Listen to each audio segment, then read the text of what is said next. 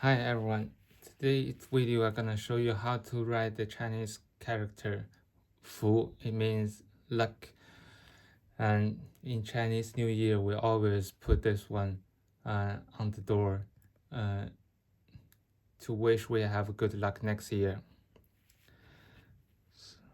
So this start with a dot, TB 手笔 with a horizontal stroke, and vertical stroke TB 手笔运笔 TB 手笔运笔顿笔 left folding stroke 提笔顿笔收笔提笔慢慢提笔 with a dot 提笔收笔 horizontal stroke 提笔顿笔运笔提笔收笔顿笔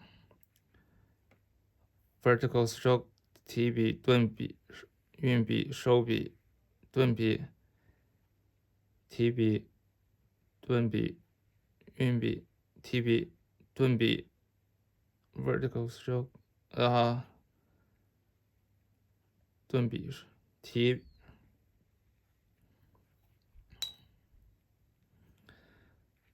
提笔顿笔运笔提笔顿笔收笔提笔顿笔收笔顿笔提笔收提笔顿笔收笔提笔顿笔收笔提笔顿笔收笔。